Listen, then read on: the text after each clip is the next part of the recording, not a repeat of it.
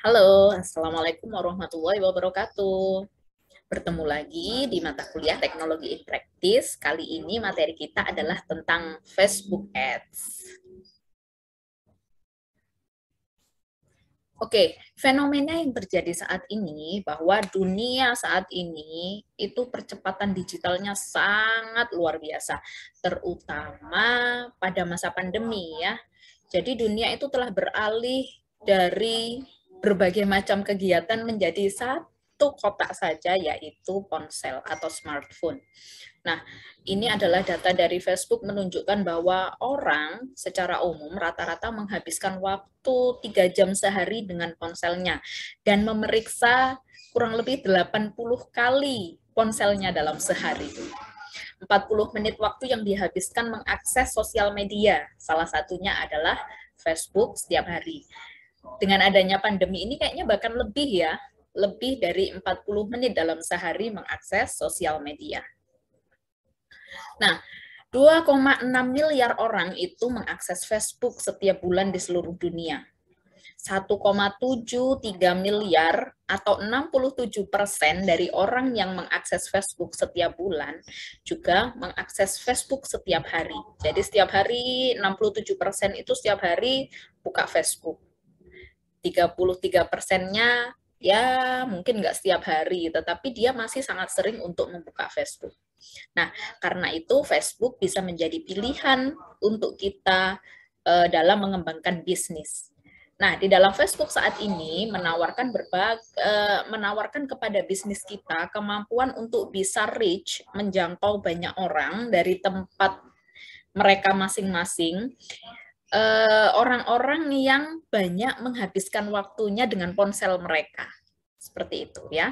Nah, saat ini Facebook sudah memiliki lini layanan yang cukup banyak, bukan hanya Facebook saja. Jadi kalau kita tahu ada Facebook, ada Instagram juga, ada Audience Network, ada Messenger, dan juga ada WhatsApp. Nah, 5 lini layanan ini juga berkolaborasi untuk mendukung bisnis kita. Oke, kita akan fokus pada Facebook Ads, yaitu memasang iklan di Facebook. Apa sih yang harus dipersiapkan pada waktu kita memasang iklan di Facebook? Yang pertama yang harus kita siapkan adalah kita harus punya Facebook fan page. Jadi kita nggak bisa menggunakan Facebook pribadi kita. Jadi kita harus membuat Facebook fan page. Kemudian kita juga sudah harus menyiapkan kontennya nih, konten untuk iklannya, bisa berupa gambar, bisa berupa video, seperti itu. Jangan lupa judul dan copywriting dari isi iklan yang akan kita pasang. Dan yang terakhir, kita juga harus menyiapkan link URL untuk CTA, yaitu call to action. Kalau ada seseorang yang melihat iklan kita terus kemudian tertarik, kira-kira actionnya akan kita arahkan kemana? Apakah akan chat melalui WA, atau kita arahkan untuk mengakses website kita, atau mungkin akan kita arahkan untuk mengisi sebuah formulir. Nah, itu harus kita siapkan juga. Oke, kita akan berbicara tentang konten. Tadi kita sudah bicara bahwa kita harus mempersiapkan konten berupa image, gambar, atau video. Nah, untuk membuat image gambar, yang perlu diperhatikan bahwa di dalam sebuah konten image Facebook ad, itu tidak boleh terlalu banyak teks. Ya, tidak boleh terlalu banyak teks. Jadi, kita bisa membuatnya menggunakan Canva. Di Canva sudah disediakan template untuk Facebook Ads. Jadi kita tinggal ketik saja di bagian template searching-nya, kita ketikkan Facebook Ads, di sana akan langsung muncul berbagai macam pilihan template untuk Facebook Ads. Dan tentunya template ini sudah disesuaikan dengan peraturan dari Facebook, yaitu yang disampaikan tadi tidak boleh banyak teks. Biasanya maksimal 20% dari keseluruhan luas dari gambarnya. Nah, ukuran gambar di dalam Facebook Ads itu yang direkomendasikan adalah 1200 kali 628 pixel. Kalau kita sudah membuat konten dalam bentuk gambar, maka kita bisa memeriksa apakah gambar saya kira-kira nanti akan diterima oleh Facebook Ads. Kita harus memeriksa konten teksnya itu apakah tidak terlalu banyak, tidak lebih dari 20%. Nah, di sini kita bisa menggunakan text overlay tool. Kita bisa langsung ketik aja di Google text overlay Facebook gitu, maka akan muncul linknya, kita tinggal klik, tampilannya kurang lebih seperti ini. Kemudian kita bisa mengunggah gambar iklan kita di text overlay tool ini, kemudian nanti akan terjadi proses dan akan muncul hasilnya. Jadi hasilnya nanti pastikan centang hijau seperti ini ya, tes gambar oke. Kalau oke, berarti nanti pada waktu akan kita letakkan di Facebook Ads, kemungkinan akan diterima. Oke, kita akan mulai masuk ke Facebook Ads. Nah, ini adalah dashboard atau tampilan area kerja kita di dalam Facebook Ads. Kita bisa mengaksesnya melalui facebook.com/adsmanager. Nah, dengan beriklan di Facebook, nanti kita juga secara otomatis bisa juga beriklan di Instagram. Ini adalah tampilannya. Kalau kita sudah punya iklan sebelumnya, gitu ya, di sana akan ada historinya, kapan kita sunting, kemudian menghabiskan anggaran berapa, dan seterusnya semua datanya ada detail di sini. Nah, sebelum kita memulai Facebook Ads, langkah yang pertama setelah kita menyiapkan konten dan beberapa hal tadi adalah kita mengisi saldo dulu. Ya, untuk mengisi saldo kita masuk ke menu tagihan atau billing. Kemudian kita bisa milih pengaturan pembayaran, kita bisa memilih tombol tambah uang, masukkan nominal angka yang akan dikirimkan dan lakukan pembayaran. Bisa dipilih pembayarannya melalui transfer, bisa melalui PayPal dan sebagainya seperti itu. Kalau sudah sukses, maka saldonya akan bertambah. Oke, untuk memulai Facebook Ads, kita akan masuk ke dashboard tadi ya, pengelola iklan, kita masuk ke Ads Manager, kemudian tekan tombol buat. Nah, di bagian atas, di sini ditunjukkan bahwa ada 3 bagian yang harus kita setting dalam membuat Facebook Ads. Yang pertama adalah kita menentukan tujuan dari campaign kita. Tujuan dari beriklan kita ini apa? Kemudian kita setting iklan, dan kemudian kita fokus ke format iklannya. Kurang lebih seperti ini, langkah-langkahnya nanti ada 4. Kalau kita sudah menyiapkan konten, kita sudah menyiapkan saldonya, langkah selanjutnya adalah yang pertama, kita harus memilih tujuan. Tujuan kita beriklan itu apa? Yang kedua adalah kita harus menentukan target audiens kita. Nah, bagian yang kedua ini sangat penting sekali ya, karena kalau sampai target kita itu tidak spesifik, target kita itu tidak pas, maka tentu saja hasil dari pengiklanan kita tidak akan maksimal. Ya. Kemudian yang ketiga adalah kita menentukan penempatan iklan. Penempatan iklan ini nanti bisa kita pilih apakah diletakkan di story, apakah di feed, seperti itu. Kemudian apabila sudah iklan kita sudah berjalan, kita juga harus secara berkala melakukan monitoring, mengukur dari hasil iklan kita. Oke, kita berbicara tentang yang pertama dulu, yaitu memilih tujuan.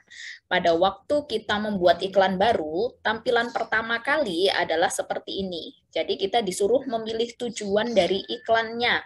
Ada 3 kategori. Yang pertama adalah awareness, yang kedua adalah pertimbangan, dan yang ketiga adalah konversi.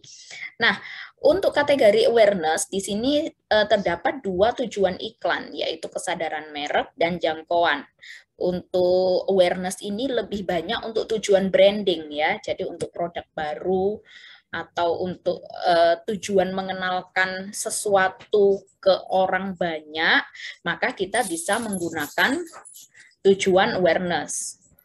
Kemudian Tujuan pertimbangan ini akan lebih banyak ke tujuan bisnis. Jadi mulai mengukur lalu lintas kunjungan, mengukur interaksi gitu ya, pemasangan aplikasi, berapa banyak sih yang mau mendownload dan memasang aplikasinya seperti itu, penayangan video, pembuatan prospek dan juga pesan. Dan yang ketiga adalah kategori konversi memiliki 3 tujuan, yaitu konversi, penjualan katalog, dan kunjungan toko. Oke, ini untuk kesadaran merek kurang lebih seperti ini. Jadi tujuan utamanya adalah hanya untuk branding. Ini tampilan di Facebook, tampilan di Instagram, dan juga tampilan yang ada di network. Seperti ini ya. Kemudian tujuan kategori yang kedua tadi adalah pertimbangan untuk mengukur lalu lintas. Jadi contohnya berapa banyak sih yang klik mau beli gitu ya, berapa banyak sih yang mau bertanya, mengirimkan pesan, berapa banyak sih yang menayangkan video saya, itu bisa kita lihat dari tujuan pertimbangan ini. Kemudian yang terakhir adalah tujuan konversi. Di sini sudah lebih fokus pada transaksi penjualan. Jadi pada waktu produk kita itu sudah dikenal banyak orang, sudah aware, kemudian kita lihat trafficnya dari sisi pertimbangan itu sudah cukup banyak yang tertarik, maka kita harus fokus ke konversi, yaitu meningkatkan penjualannya. Oke, kalau kita sudah menentukan tujuan, poin yang kedua adalah menentukan pemirsa kita atau target audiens kita. Jadi siapa sih yang kita target untuk melihat iklan kita? Pastikan bahwa targetnya tepat sasaran. Tujukan kepada orang yang kemungkinan memang butuh produk yang kita tawarkan, dan tujukan kepada orang yang tertarik dengan produk kita. Pada Facebook Ads, kita bisa melakukan setting 3 jenis audiens ya. Yang pertama dinamakan sebagai pemirsa inti, yaitu audiens atau pemirsa yang secara manual kita setting. Jadi yang kita setting misalnya berdasarkan usianya berapa, berdasarkan lokasinya, seperti itu. Kemudian pemirsa khusus. Pemirsa khusus ini adalah orang yang sudah kita kenal, yang sudah menjadi teman kita di Facebook. Dan yang terakhir adalah pemirsa serupa. Pemirsa serupa ini adalah target baru kita. Kalau kita ingin mengembangkan targetnya lebih luas, kita harus membuat pemirsa serupa. Jadi target baru yang serupa dengan pemirsa inti atau pemirsa khusus yang sudah kita miliki.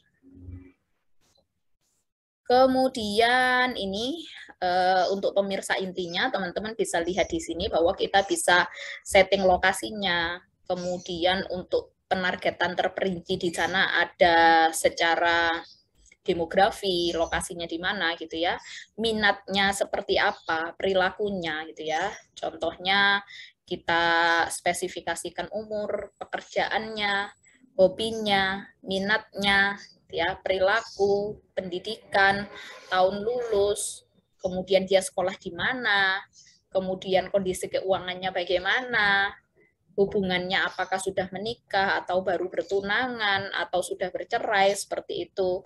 Maka kita bisa melakukan spesifikasi di sana. Setiap kali kita melakukan spesifikasi, nanti teman-teman bisa lihat ukuran pemirsanya. Jadi secara otomatis dari Facebook akan ditunjukkan ukuran pemirsanya seluas apa. Contoh di sini jangkauan yang potensial adalah 580 juta orang, misalnya seperti itu. Kalau kita spesifikkan lagi, dari sini hanya yang sekolahnya lulus tahun 2000 misalnya, maka akan lebih mengecil lagi, gitu ya. Hanya yang perempuan saja lebih mengecil lagi, dan seterusnya seperti itu. Kemudian untuk pemirsa khusus, ini adalah menjangkau teman kita ya, jadi orang yang sudah kita kenal. Jadi di sini kita anggap sebagai pelanggan setia, jadi orang yang sudah berhubungan dengan kita atau sudah pernah bertransaksi dengan kita, kemudian pengunjung situs kita, dan juga pengguna perangkat seluler. Dan yang terakhir adalah pemirsa serupa, di sini kita akan membuat pemirsa baru, jadi orang yang serupa dengan pelanggan yang sudah kita miliki. Untuk melakukan pengecekan audience insight, kita bisa mengenali ya calon target kita yang apakah benar-benar tepat dengan iklan yang akan kita pasang. Maka kita bisa menggunakan menu audience insight yang ada di Facebook. Kita bisa memasukkan kategori spesifikasinya tadi, kemudian kita bisa melihat grafiknya gitu ya, berapa banyak customer yang potensial sesuai dengan kategori yang kita tentukan tadi. Jadi dari sini kita bisa melihat seberapa besar sih market kita, seperti itu. Nah, teman-teman nggak usah khawatir. Kalau misalnya memasang iklan di Facebook dan mentargetkan pemirsa atau audiensnya tadi, kemudian takut data saya diambil oleh orang nih, gitu ya, dibajak oleh orang dan sebagainya. Karena dari Facebook sendiri juga ada sebuah algoritma untuk menjaga agar data itu tetap aman dan terlindungi. Jadi kurang lebih di sana ada proses pengacakan 2 kali. Jadi data yang diunggah, data yang kita unggah, misalnya data pemirsa khusus, yaitu data teman-teman saya nih, gitu ya, data orang yang sudah saya kenal, diunggah di Facebook, maka dia akan diacak dulu sama Facebook. Kemudian akan dicocokkan audiennya dengan spesifikasi yang sudah kita setting, tadi misalnya berdasarkan umur dan sebagainya, kemudian akan diacak lagi. Jadi ada pengacakan kedua, baru kemudian akan jadi pemirsa khusus yang siap digunakan. Seperti itu. Nah, kalau kita sudah menetapkan tujuan, kita sudah menentukan siapa target audiennya, selanjutnya kita menentukan penempatan dari iklan kita. Jadi penempatan otomatis itu lebih dari 7% akan menjangkau lebih banyak orang, karena Facebook akan melakukan penyesuaian secara otomatis iklannya mau diletakkan di mana. Tetapi sangat boleh kalau misalnya kita mau melakukan setting sendiri, jadi misalnya di sini formatnya kita bisa pilih apakah menggunakan carousel, apakah gambar tunggal, atau video tunggal, tayangan slide, atau koleksi. Kurang lebih tampilannya seperti ini. Kalau yang collection berarti ada beberapa gambar, ada thumbnail di bawahnya, kemudian kalau video ads akan tampil satu video saja, kalau carousel berarti nanti akan ada beberapa gambar yang bisa di-swipe, seperti itu ya. Nah, ini untuk setting penempatannya, kita bisa memilih apakah kita mau iklan kita itu tampil di platform apa saja, mau di Facebook, mau di Audience Network, mau di Instagram, atau di Messenger.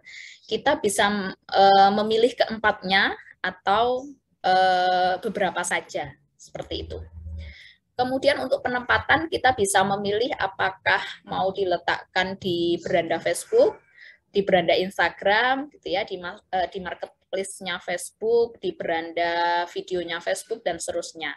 Kita bisa memilih di sana. Secara default biasanya semuanya akan aktif ya, jadi akan ditampilkan di mana-mana di semua platform yang dimiliki oleh Facebook. Nah, kalau iklan kita sudah tayang, kemudian setiap hari kita harus mengukur hasilnya, gitu ya. Hasil iklan kita itu seperti apa? Kita bisa melihat di dashboard. Jadi di sana kita bisa melihat berapa orang sih yang sudah mampu dijangkau, gitu. Jangkauannya akan muncul di situ. Berapa banyak uang yang sudah saya keluarkan, gitu ya, untuk iklan ini dan seterusnya. Kemudian kita bisa melihat hasilnya seperti apa, kita bisa mengukurnya dari dashboard ini. Nah, untuk setting anggaran dan biaya, kita juga bisa melakukan setting apakah biaya yang dikenakan adalah setiap kali klik. Jadi kalau ada orang ngeklik dari link iklan saya, baru kita akan dikenakan biaya. Atau berdasarkan penayangan halaman tujuan. Jadi kalau misalnya saya punya iklan, terus kemudian saya linkkan dengan sebuah website, maka kalau ada orang yang sudah sampai menayangkan websitenya, kita baru membayar, misalnya seperti itu, atau berdasarkan impresi, atau berdasarkan jangkauan unik harian. Kemudian anggarannya di sini kita juga bisa setting. Kalau defaultnya di sini sudah ditulis 200.000, kita bisa ubah ya teman-teman. Dari 10.000 kita sudah bisa melakukan iklan. Jadi kita bisa menulis 10.000 seperti itu. Nah, poin utama yang harus diperhatikan dalam membuat Facebook Ad tadi yang pertama adalah kita harus mengakses opsi lengkap ya untuk membuat penargetan. Jadi target pemirsa atau audiennya tadi ada banyak sekali opsi dan beberapa sub opsi kategori, kita bisa explore di sana, kita bisa cari mana yang paling dekat dan sesuai dengan target kita, seperti itu. Kalau kita sudah ketemu target kita yang pas, yang kedua kita bisa melakukan target ulang terhadap orang yang sudah berinteraksi dengan bisnis Anda. Jadi kita mentargetkan ulang orang yang sebelumnya belum kita kenal, terus tiba-tiba sudah berinteraksi dengan kita melalui iklan tersebut, maka orang itu akan masuk ke dalam audiens khusus, seperti itu. Kemudian kita juga harus menjangkau orang baru dengan cara membuat audiens serupa. Jadi bukan hanya orang sesuai target kita atau orang yang kita kenal saja, tapi kita juga perlu membuat audiens serupa. Contohnya apa? Contohnya misal target saya adalah anak muda yang suka jajan di kafe gitu ya. Maka saya bisa membuat audiens serupa adalah berarti anak muda yang suka mendengarkan musik. Misal seperti itu, karena di kafe biasanya mendengarkan musik, seperti itu. Itu adalah audiens serupa. Dan yang keempat, kita bisa menerapkan pixel Facebook untuk pentargetan. Jadi pixel Facebook ini bisa kita gunakan untuk menghitung pelacakan berapa jumlahnya, berapa orang sih yang klik gitu ya, berapa orang yang klik di website saya, berapa orang yang sudah membeli di website saya, seperti itu. Nah, gambarannya kurang lebih seperti ini, pixel Facebook yaitu sebuah fitur yang bisa ditanamkan di dalam website kita. Jadi di Facebook disediakan sebuah kode gitu ya, sebuah kode blok, nanti bisa kita copy, kita tanam di website kita. Misalnya kemarin kita sudah membuat website menggunakan WordPress gitu ya, maka bisa kita tanam di dalam website kita untuk menangkap event yang terjadi. Jadi ada peristiwa apa saja yang terjadi di dalam website kita. Misalnya di sana ada 2 tombol gitu ya, yaitu tombol daftar dan juga tombol login. Maka nanti kita akan bisa memantau berapa orang sih yang sudah ngeklik tombol daftar, berapa orang yang sudah ngeklik tombol login. Nah, kita bisa masuk ke dalam menu pixel dari Facebook, kemudian akan tampilannya pixel, kita bisa membuat sambungan baru dengan sebuah website, gitu ya. Jadi kita bisa membuat beberapa sambungan dengan beberapa website yang berbeda-beda, kemudian kita bisa memantau bagaimana kondisi dari website tersebut. Nah, ini kurang lebih tampilan dari pixelnya. Jadi kalau teman-teman lihat yang ada di sebelah kanan ini adalah contoh kode bloknya. Jadi URL-nya adalah di sana misalnya ada sebuah kode seperti itu, bla bla bla, cukup panjang. Nanti kemudian kita masukkan ke dalam website kita. Contoh ada sebuah website yang menjual pernak-pernik seperti ini. Konstruksi atau struktur dari pengiklanan di dalam Facebook kurang lebih seperti ini. Jadi yang paling atas sendiri itu ada objektif atau tujuan dari kampanyenya, dari iklannya apa. Kemudian kita bisa setting budgeting, bisa setting timingnya, berapa lama iklan itu akan tampil, dan kita bisa setting targetingnya akan ditampilkan kepada siapa, itu dinamakan sebagai ad set. Jadi set iklan. Nah, di dalam sebuah set iklan, itu di dalamnya bisa ada beberapa iklan lagi, ada beberapa ad di dalamnya. Jadi, itu adalah proses ad format atau kreatif. Seperti itu. Jadi, kita bisa memiliki satu iklan, di dalamnya satu tujuan iklan, di dalamnya terdapat beberapa ad set, di dalam satu ad set, di dalamnya terdapat beberapa iklan. Seperti itu. Nah, untuk menentukan tujuan dari iklan, tadi kita mengalami 3 fase ya, sudah kita sebutkan di depan bahwa fase yang pertama adalah awareness. Nah, awareness ini impact-nya adalah yang paling low. yang paling low atau paling rendah terhadap pendapatan kita, gitu ya. Nanti kalau kita sudah masuk ke fase consideration, kemudian yang terakhir adalah fase purchase, yaitu di dalamnya sudah masuk ke dalam konversi tadi ya, tujuan konversi yaitu menambah pendapatan kita. Jadi kalau kita belum pernah memasang iklan di Facebook, sebaiknya objektif atau tujuan dari iklan kita dimulai dari yang rendah dulu, yaitu awareness dulu. Oke, ini adalah tempat yang disediakan oleh Facebook untuk kita bisa belajar. Teman-teman bisa free e-learning dengan Facebook Blueprint, bisa masuk ke facebook.com/blueprint. Semoga bermanfaat. Terima kasih. Assalamualaikum warahmatullahi wabarakatuh.